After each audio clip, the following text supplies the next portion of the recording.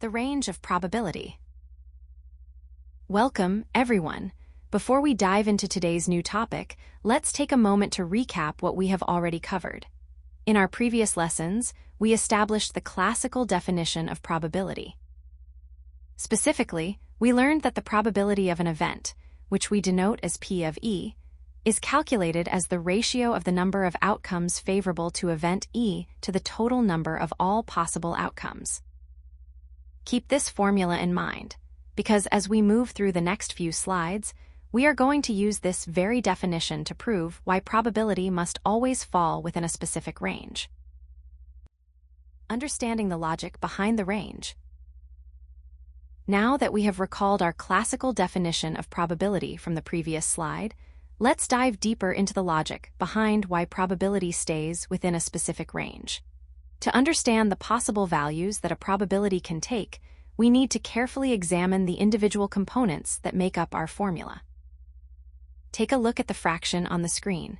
Probability of E equals the number of outcomes favorable to E, all divided by the total number of all possible outcomes. By breaking the formula down into this numerator and denominator, we can begin to see why there are strict mathematical limits on how small or how large our result can be. The lower bound, why it cannot be negative. First, let's think about what the numerator actually represents. The number of favorable outcomes is essentially a count of how many times an event occurs. In mathematics, when we are counting things, that count can never be a negative number. The absolute smallest number of favorable outcomes we can possibly have is 0.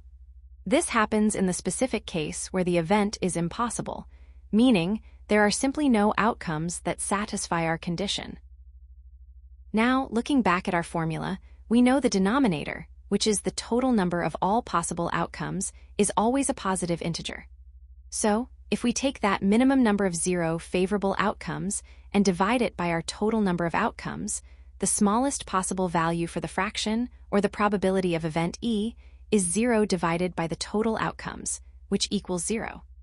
This establishes the bottom limit of our probability range. Now that we've looked at the formula for probability, let's dive into the logic behind the lower bound of our range. The upper bound, why it cannot exceed 1. Think about the logic of our formula from the previous slides. The number of outcomes favorable to an event, E, can never, by definition, be greater than the total number of all possible outcomes in the experiment. You can't have more winning outcomes than there are total possibilities. In the most extreme case, every single possible outcome could be favorable to event E. This happens when the event is absolutely certain to occur. When this happens, our fraction becomes the total number of outcomes divided by the total number of outcomes, which simplifies to exactly 1. Now that we have established why probability can never be negative, let's look at the upper limit. On this slide, we are exploring the upper bound, or why a probability can never exceed 1. So, just as we found a floor of 0, we have now found our ceiling of 1. The mathematical expression of the range. Now, let's bring everything together. Since we have just established that the number of favorable outcomes can never be negative and can never exceed the total number of possible outcomes, we can reach a very important conclusion. The probability of any event, which we call E, must always lie between 0 and 1, inclusive. To express this more formally in mathematics, we write it as 0 is less than or equal to the probability of E, which is also less than or equal to 1. What this notation is telling us is that the probability of E can be any real number within that range, starting from 0 and going all the way up to 1, and that includes the values of 0 and 1 themselves. To help make this concept more concrete, let's move on to a real-world example involving a bag of marbles. Real-world example, drawing a marble.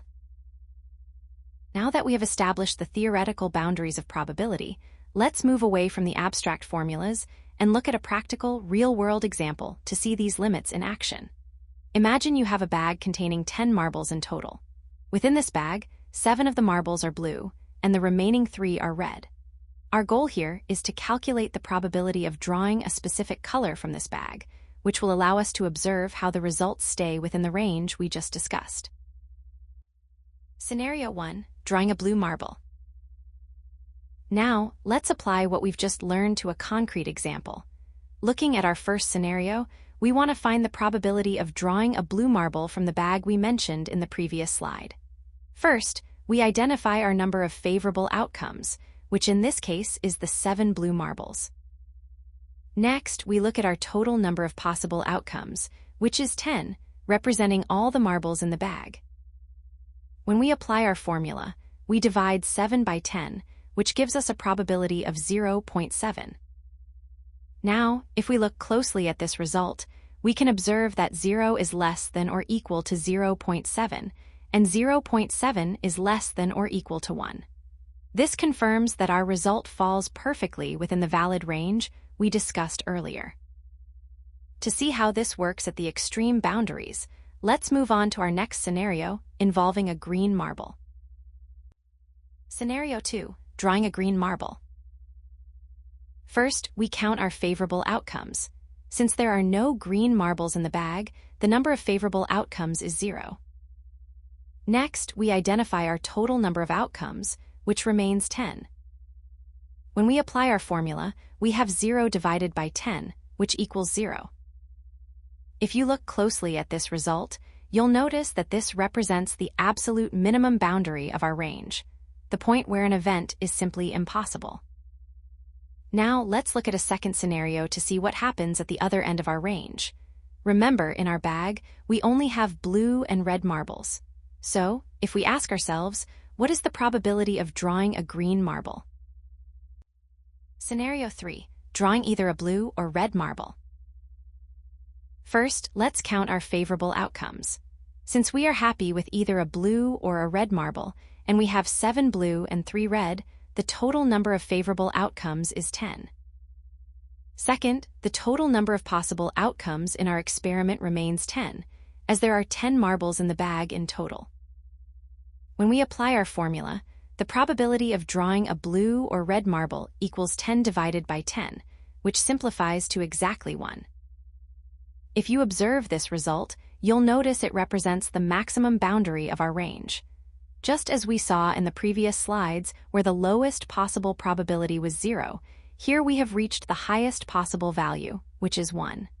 This represents a certain event, something that is guaranteed to happen. Now, let's look at our third and final scenario to see the upper limit of our range. Suppose we want to find the probability of drawing either a blue marble or a red marble from our bag. Key takeaways.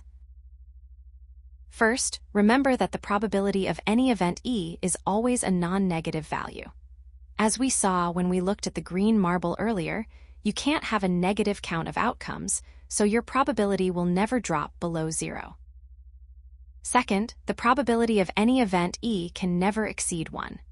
Just like our example with the blue and red marbles, the number of favorable outcomes can't be larger than the total number of possibilities, so you'll never see a probability greater than 1.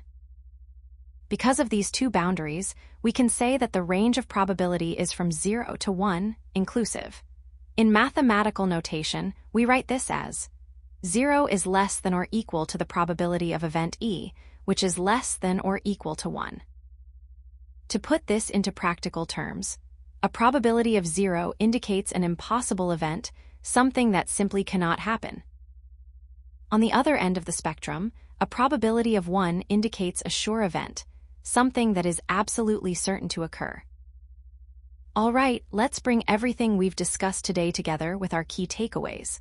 Now, before we wrap up, I want to highlight some common mistakes students often make, so you can avoid them in your exams. Common mistakes. Now, as we wrap up our lesson, I want to discuss some common pitfalls. Even though the concept of the range of probability seems straightforward, students often encounter a few specific errors. Let's look at these common mistakes so you can avoid them in your exams. First, we have the mistake of expressing probability as a value greater than 1. You might see beginners calculate a ratio incorrectly or perhaps confuse probability with odds, which leads to answers like, the probability of event E equals 1.5, or the probability of event E equals 12 over 10. To correct this, always perform a quick sanity check. Look at your fraction and ensure the numerator is not larger than the denominator. If it is, your calculation is incorrect, because as we established earlier in the lesson, the probability cannot exceed 1. Second, some students may mistakenly assign negative values to probability. This often happens when students apply algebraic subtraction to a probability problem and arrive at a result like the probability of event E equals negative 0.2. Remember our logic from the earlier slides.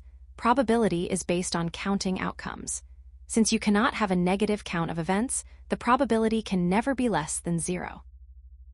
Finally, there is the mistake of confusing percentages with decimals. It is very common to see students confuse 100% with the number 100.